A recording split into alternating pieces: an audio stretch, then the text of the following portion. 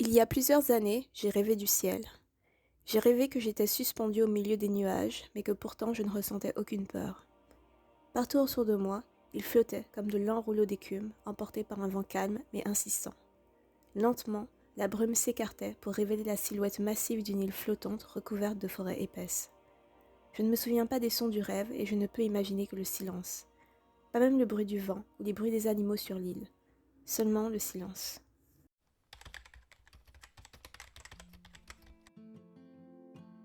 Inspirée par ce rêve, en 2018, je me suis lancée dans la rédaction d'un roman fantasy appelé La Cité Bleue. J'ai rédigé un petit peu plus de 76 000 mots avant de me heurter à un mur. Le personnage principal de La Cité Bleue, une jeune fille appelée Céleste, s'enfuit de son île campagnarde après avoir assisté à la mort d'un membre de sa famille. Pendant sa fuite, elle fait la rencontre d'un étrange vieil homme qui lui confie une boussole cassée. L'objet conduit Céleste sur la route d'une pirate et à la recherche d'une cité oubliée, refuge d'un incroyable trésor. Pendant la rédaction de La Cité Bleue, je n'ai pas arrêté d'introduire de nouveaux personnages, de nouveaux lieux, de nouveaux thèmes, de nouvelles intrigues. C'est comme si une autre histoire s'est dépliée sous celle que j'avais tout d'abord imaginée à partir de mon rêve, et je me suis rendu compte que j'avais beaucoup trop de choses à dire et qu'il fallait que j'écrive une duologie. J'ai retravaillé le world building et révisé le style de narration, donc je suis passée d'une troisième personne interne à une première personne. Je voulais vraiment centrer mon histoire sur Céleste et analyser son développement. En fait, je voulais étudier son processus de deuil après la mort de ce membre important de sa famille, tout en explorant un monde fantastique onirique et le concept de pirate de l'air que j'ai toujours voulu développer dans une histoire. C'est comme ça que j'ai commencé à travailler sur une duologie sobrement nommée Céleste. J'ai rédigé le premier tome, je l'ai aussi corrigé et j'ai commencé la rédaction du deuxième tome fin 2020, et c'est alors que je me suis heurtée à un deuxième mur.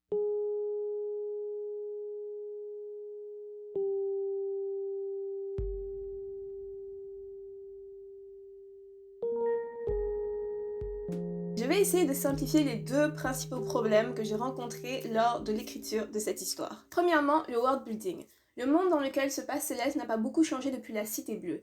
À l'époque déjà, je savais que je voulais écrire une histoire qui se passerait sur des archipels d'îles flottant au-dessus d'une terre nimbée d'un gaz toxique. Je savais aussi que je voulais qu'il y ait une île ou un archipel caché ou disparu. Et ces éléments-là n'ont pas changé entre la Cité Bleue et Céleste. Mais j'ai modifié les noms des îles, j'ai modifié aussi la culture des archipels, et en fait j'ai pas forcément réfléchi à comment ces changements allaient interagir avec le reste de l'histoire. L'autre chose qui s'est passée, et ça c'est vraiment un détail inédit, je n'en ai encore parlé nulle part, c'est que lorsque j'ai commencé à travailler sur Céleste, j'ai aussi commencé à développer ma cosmologie. J'ai été inspirée par Brandon Sanderson parce que je me souviens qu'à l'époque j'avais tout juste commencé à lire le premier tome des archives de Rocha, si je ne me trompe pas. Et en fait, Brandon Sanderson a cet univers qui s'appelle le Cosmere, dans lequel se passe une grande partie de ces séries. Toutes ces séries de livres qui se passent dans l'univers du Cosmere sont connectées les unes aux autres, même si elles ne présentent pas les mêmes personnages, et même si les mondes dans lesquels ces histoires se passent sont différents les uns des autres. Par exemple, le monde de sa série Mistborn est complètement différent de celui de sa série Les Archives de Rochard. Pourtant, ces deux séries se déroulent dans le même univers qui est le Cosmere. Un personnage mystérieux établit la connexion entre ces différentes séries en apparaissant ici et là dans les histoires et en semblant toujours en savoir plus que tous les autres personnages sur ce qui se passe lorsqu'il apparaît. Sanderson utilise un petit peu ce personnage comme un fil conducteur pour pouvoir faire avancer l'intrigue globale qui entoure toutes ces séries. J'aime le concept d'une série de séries ou d'une série d'histoires. Quand j'ai commencé à travailler sur Céleste, donc la deuxième version de mon histoire, après avoir réalisé que la Cité Bleue ne fonctionnait pas, j'ai commencé à travailler aussi sur ma cosmologie. J'ai décidé que Céleste serait la première série d'une cosmologie. Mais je n'ai pas réfléchi plus loin. Donc j'ai écrit le déroulement de Céleste de manière à ce qu'il puisse être lié à ma cosmologie, mais je n'ai pas vraiment réfléchi de manière approfondie à ce que je voulais que ma cosmologie soit. Du coup, ça a créé plusieurs problèmes dans le tome 1 de Céleste, puisque au fur et à mesure que j'écrivais le tome 1 de Céleste, je découvrais ma cosmologie, donc je découvrais le sujet de la grande histoire globale que je veux raconter. Et donc lorsque j'ai corrigé le tome 1 de Céleste, il a fallu que j'ai corrigé plein de petits éléments pour faire en sorte que ce livre s'intègre toujours dans mon histoire globale. Quand j'ai terminé la correction du tome 1, je pensais avoir fait un bon travail à ce niveau-là, mais maintenant avec le recul, je réalise que j'ai fait un travail de patchwork, donc j'ai surtout bouché des trous ici et là au lieu de vraiment travailler ma cosmologie et retravailler Céleste pour que ça puisse fonctionner. Donc j'ai pas fait le travail de fond, j'ai juste fait le travail de forme. Le deuxième problème que j'ai rencontré avec Céleste se trouve au niveau des personnages et du thème. L'histoire d'origine, la Cité Bleue, parlait d'une jeune fille appelée Céleste lancée sur les traces d'un trésor. Et tandis qu'elle cherche ce trésor, elle tombe sur une pirate. Dans la première version de l'histoire, la pirate était supposée être un adjuvant, donc un personnage un peu comme Legolas dans les films Le Seigneur des Anneaux, qui est un personnage principal, mais n'est pas un personnage principal, dans le sens qu'il est là, il aide les héros, il apparaît quand même assez souvent, et il a un rôle quand même important, mais ce n'est pas lui le personnage principal de l'histoire. Mais en écrivant les dialogues entre Céleste et ses pirates, je me suis rendu compte que j'aimais beaucoup ce personnage et qu'elle avait énormément de choses à me dire. Quand j'ai replanifié l'histoire, je lui ai donc donné un rôle plus important dans l'histoire, mais je n'avais pas complètement réalisé l'étendue de ce que ce personnage avait à me dire. Et ce qui s'est passé dans le tome 2, c'est que petit à petit, cette pirate est devenue le personnage principal de l'histoire. Ce détail-là, ça cause un gros problème au niveau du thème de Céleste. Voilà pourquoi je me suis arrêtée dans l'écriture du tome 2 de Céleste et pourquoi j'ai commencé à la réviser entièrement pour une troisième fois. En janvier, je me suis mise à travailler sur ma cosmologie. Donc j'ai vraiment tout mis à plat et j'ai vraiment décidé de quoi ma cosmologie allait parler. Le titre de travail de ce large univers qui va englober plusieurs histoires, peut-être plusieurs séries, pour l'instant c'est les Titanides, le cycle des Titanides. Je ne sais pas encore de quoi vont parler toutes les histoires qui vont faire partie de ce cycle, mais je sais comment faire en sorte que toutes ces histoires soient connectées les unes aux autres. Mon objectif est que toutes ces histoires puissent fonctionner indépendamment les unes des autres, donc j'ai pas besoin de savoir exactement ce qui va se passer dans chaque histoire pour l'instant. En fait, je n'ai même pas besoin de terminer d'écrire ce cycle, c'est juste un projet sur plusieurs années. J'aime simplement l'idée d'avoir cet univers, donc cette large histoire en réserve, je trouve ça hyper motivant. Ensuite, j'ai révisé le world building de mon histoire elle-même et ça s'est tout de suite décoincé. Je pense que le fait que je connais très bien mon intrigue maintenant, vu que je l'ai déjà écrit, j'ai déjà écrit cette histoire tellement de fois que maintenant je connais assez bien les éléments de l'histoire, fait que je connais quand même assez bien mon monde et ses faiblesses. J'ai aussi ressorti les commentaires de mes bêta-lecteurs, les personnes qui ont relu le tome 1 de Céleste, pour revoir quels éléments du world building ils avaient trouvé un petit peu moins bien et voir si je pouvais encore plus améliorer ces éléments-là. En ce qui concerne mon problème de personnages principaux, je n'avais pas 36 solutions. Généralement, quand on est confronté à ce genre de problème, on n'a pas 36 solutions. Première solution, revoir l'arc du personnage de Céleste. Deuxième solution, changer de personnage principal. Pendant longtemps, parce que je suis paresseuse, je pensais que la première solution serait la meilleure solution. Mais après réflexion et après avoir essayé de revoir l'arc de Céleste, si je voulais réviser son arc, il fallait que je change plusieurs de ses décisions et que je change sa personnalité. Et c'est quelque chose que j'avais pas vraiment envie de faire. Je suis assez satisfaite de où est-ce qu'elle finit dans l'histoire, du début de son arc et de là où elle arrive. Donc il ne restait plus que la deuxième solution qui est de changer de personnage principal. Ça m'a fait un petit peu mal au début parce que, comme je viens de vous l'expliquer, c'est vraiment Céleste qui m'a ouvert les portes de cette histoire, qui m'a ouvert les portes de cette aventure littéraire. Donc ça m'a fait un petit peu mal de changer de personnage principal.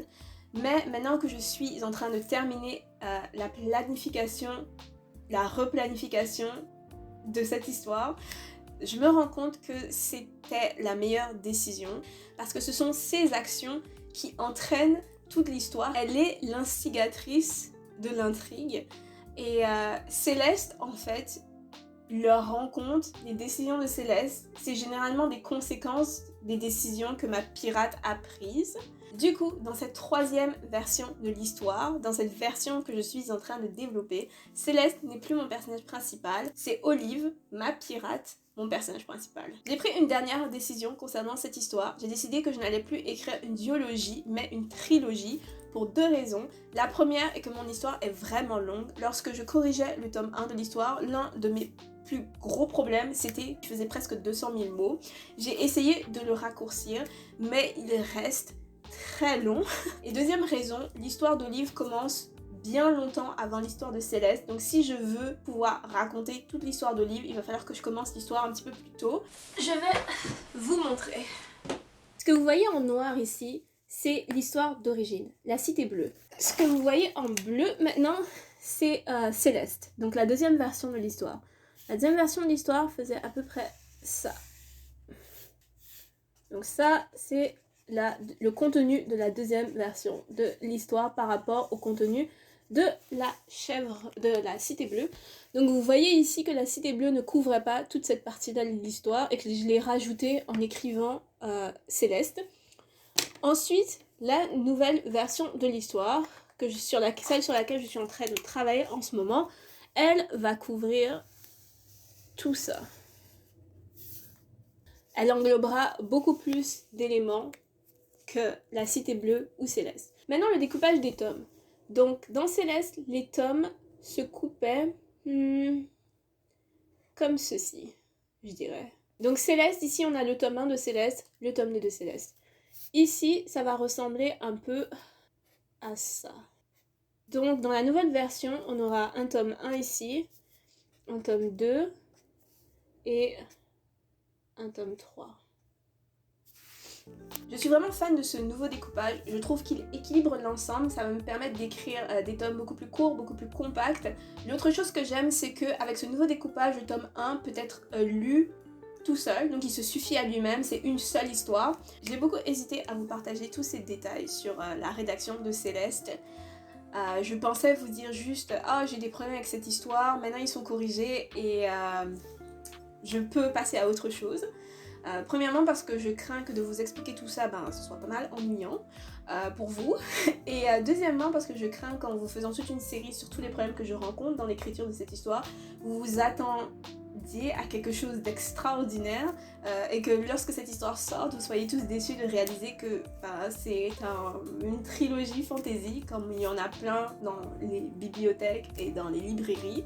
Mais j'ai finalement décidé de vous parler de tout ça parce que je pense que ça pourrait peut-être aider quelqu'un de me voir tester des trucs et essayer de régler les problèmes qu'il y a dans mon texte, parce que finalement écrire c'est beaucoup de débrouillardise, c'est beaucoup de ok j'ai un problème, qu'est-ce que je fais maintenant pour le régler. J'ai l'impression que beaucoup de gens pensent que quand on écrit une histoire, la première chose qui va sortir de notre tête ce sera bon, ce sera parfait, et que si c'est pas bon et parfait, on n'est pas un bon auteur. Mais c'est pas le cas, c'est une grosse partie du travail d'écriture qui est essayer de comprendre comment faire fonctionner son intrigue, ses personnages, son texte. Concernant Céleste, qui ne s'appelle littéralement plus Céleste, puisque Céleste n'est plus mon personnage principal, mais on va rester avec Céleste sur cette chaîne pour éviter la confusion. Donc, concernant Céleste, je n'avais pas du tout prévu en 2018, lorsque j'ai commencé à écrire cette histoire, que j'allais toujours travailler dessus, 3-4 ans après. Je pensais à l'époque que cette histoire ce serait juste un texte de 80 000 mots, et qu'ensuite j'aurais fini avec cette histoire. J'avais pas du tout prévu que j'allais finir par travailler sur un cycle, que j'allais me retrouver à écrire une trilogie, si j'avais su. Mais je pense que c'est une erreur courante chez les jeunes auteurs de ne pas savoir bien évaluer la longueur d'un texte avant de commencer à travailler dessus. En tout cas, j'ai vu Brandon Sanderson en parler justement dans l'un de ses cours d'écriture, mais tant que l'écriture de cette histoire me procure plus de joie que d'angoisse, je vais continuer de travailler dessus. Je pense que ça va. Ma question pour vous aujourd'hui est donc la suivante. Quel est le plus gros problème que vous ayez rencontré en travaillant sur une histoire et comment l'avez-vous réglé? C'est la fin de cette première vidéo dans cette nouvelle série qui va s'appeler Céleste ou l'hydre de Lerne. Je pense que maintenant vous voyez à peu près pourquoi Céleste. C'est aussi mon hydre de Lerne personnel. À chaque fois que j'ai l'impression que les choses vont bien aller, il y a une nouvelle tête qui pousse et que je dois couper. Dans la prochaine vidéo, je vous donnerai plus de détails sur la replanification du tome 1, donc la planification par scène et chapitre. Si cette vidéo vous a plu, N'hésitez pas à la liker et vous pouvez aussi vous abonner à ma chaîne et cliquer sur la clochette pour être averti à chaque fois que je poste quelque chose sur cette chaîne. Merci d'avoir regardé jusqu'ici, on se retrouve très vite. Bye tout le monde!